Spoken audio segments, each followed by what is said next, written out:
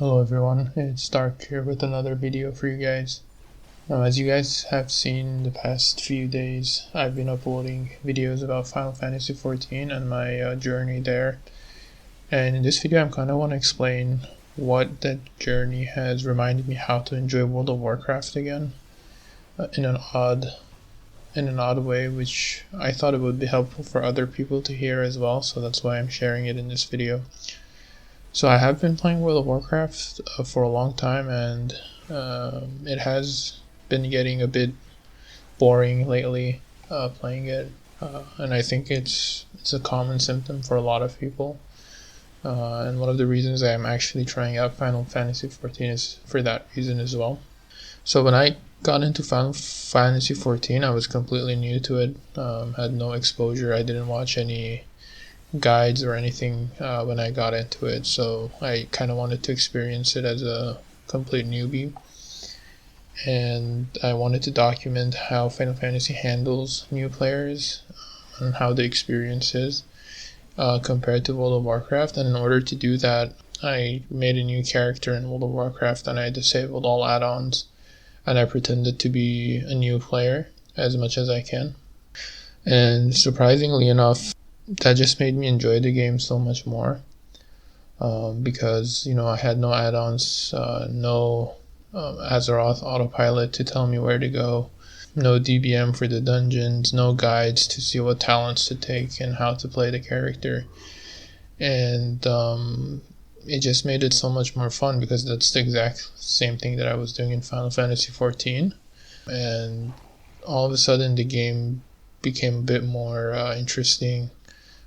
The fact that you can explore your own character, pick your own quests, choose what path you want to take, just kind of sparks the creativity part of you and just made the game a lot more fun for me.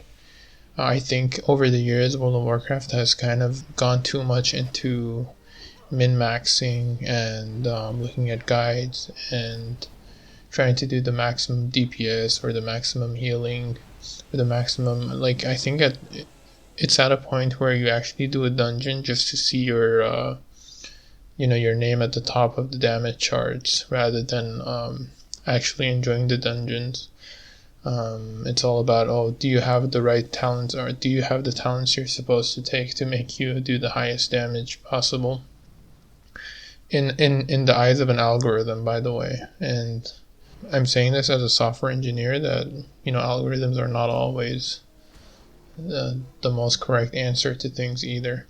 So once I removed those barriers and I talented into what I wanted as enhancement shaman, or when I was healing as a resto shaman, it just made the game much more enjoyable. And I think that's the missing factor right now, more than what the game state is. And I'm not saying that there's nothing wrong with the game. Obviously there is a lot of flaws, and as I play through Final Fantasy XIV, it becomes more evident to me the things that World of Warcraft can do better, and that there are solutions out there that other games are applying.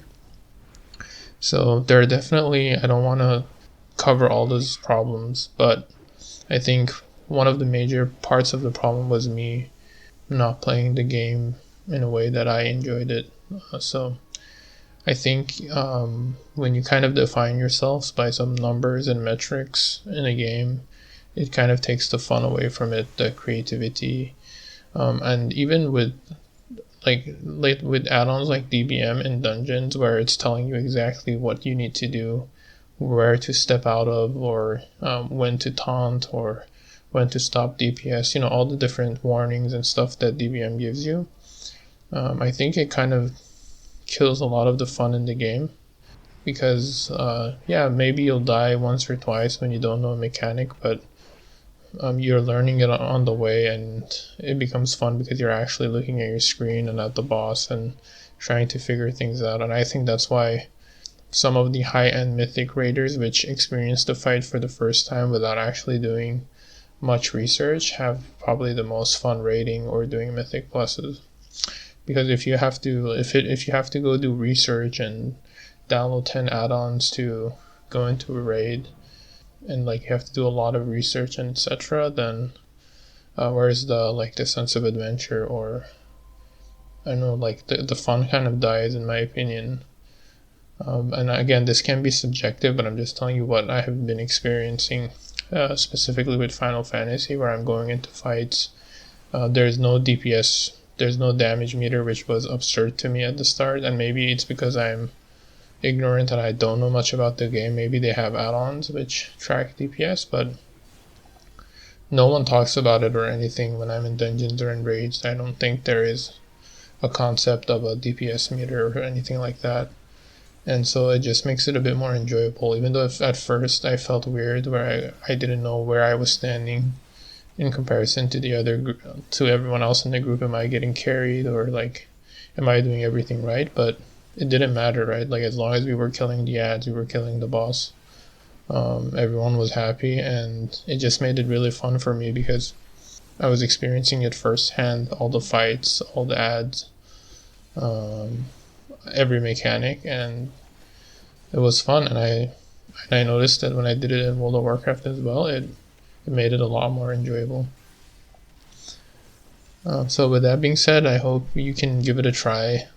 Disable all your add-ons in World of Warcraft. Maybe keep some of the quality of life ones, like for example bartender or stuff like that, where you can move around your UI. But for the most part, a lot of the automated, like the questing ones or the dungeon ones, try removing them, and try removing the DPS meter, and play around with the talents yourself rather than looking at what's the best one based on some code that simulates DPS, and try to do something that fits your playstyle and try to enjoy it, and see how you like it. I definitely noticed the difference when I did it. So with that being said, I want to kind of end this video. Thank you everyone for all the support for all the other videos. I appreciate it, and I'll see you in the next one. Peace.